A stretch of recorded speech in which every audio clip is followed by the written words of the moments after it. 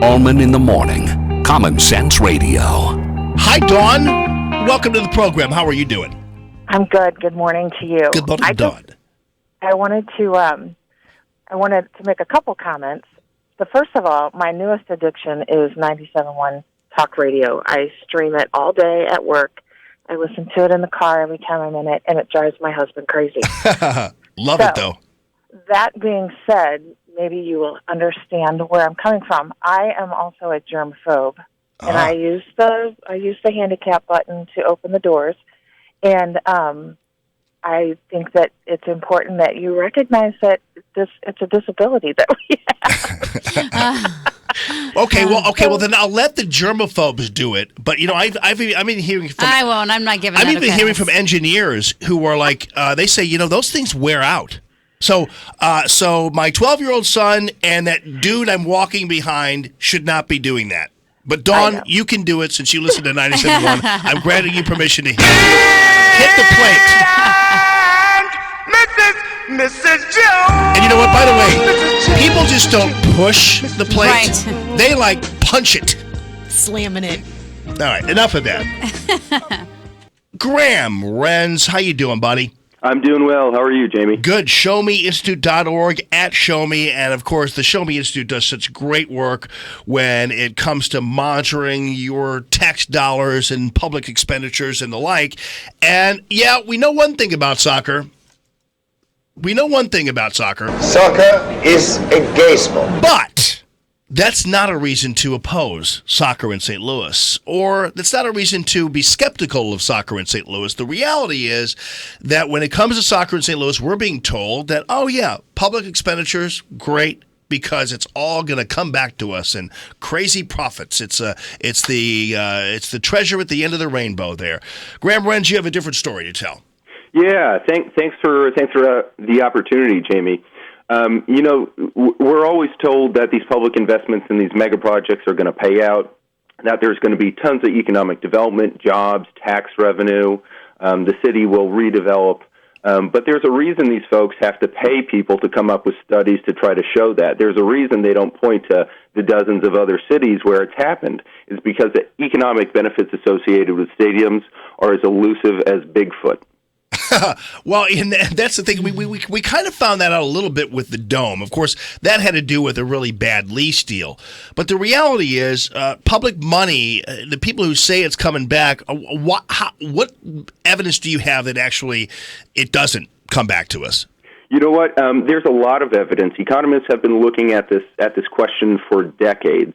And since the early 2000s, they've all been singing the same song. It's that, these stadium deals, you put up a lot of public money, but it doesn't generate new economic activity. People are simply shifting the way that they spend money. And so because we're simply shifting economic activity and not creating new economic activity, we don't see this huge boon that we're promised in these studies. And these studies, they have some seriously rosy assumptions. Just for instance, in the study that the proponents of the MLS deal have here, they're assuming that everybody, every man, woman, and child for 33 years is going to spend $50 going to the stadium, and that's going to, that spending is going to increase over faster than inflation for 33 years. I could have a petting zoo, and if I made assumptions like that, it'd look like it'd be a great deal. But economists have pointed out, these studies, these promotional studies, you pay somebody to come up with them for your project, and they just assume way too much, and they're theoretically flawed. So that's why 85% of economists agree that we shouldn't be subsidizing stadiums as a way to grow the economy. Graham Renz's op-ed is going to be running in the St. Louis Business Journal tomorrow, so make sure you pick up that or get it online. And Graham, I guess also you have to compute the outlay that already exists on the part of the city. And one of the examples, for instance, is Washington Avenue, which essentially has been, as you point out in your article, propped up by decades of subsidies, tax incremental financing, abatements, tax districts, those kinds of things. So the city is already kind of on the hook with other projects.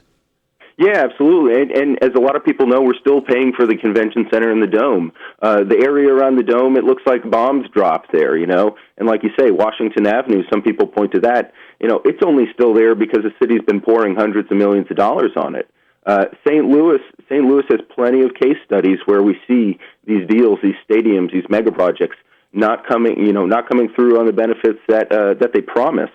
So the question is this the best use we have for $60 million in tax dollars right now? Yeah, and you can hardly blame the guys for trying to hit up the city for public dollars. I mean, they're going to do what they can do, but the reality is, if in the end anything, whether it be solar power, alternative energy, whatever, if it's a good idea, it can sustain itself without the public support.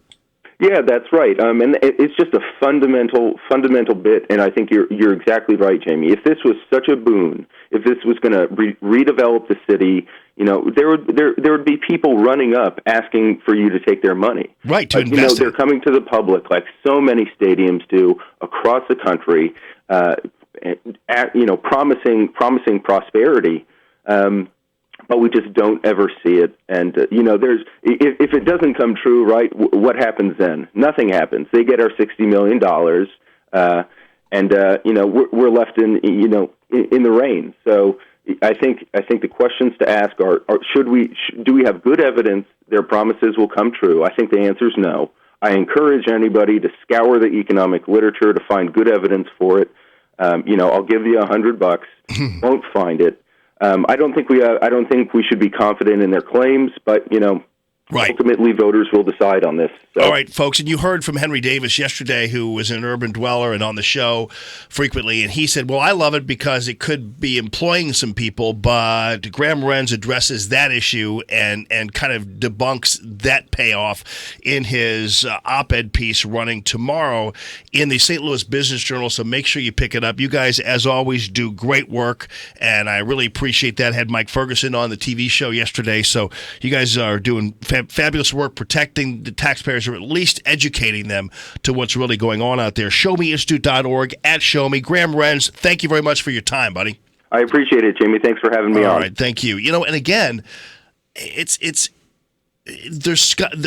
realize there should be maybe in some minds some public investment in things because it pays off. But if it doesn't really pay off and the numbers don't bear it out, then it's not defensible. And considering all basically that the city is doing to prop up other businesses in the city already, I'm not quite sure the city can afford this.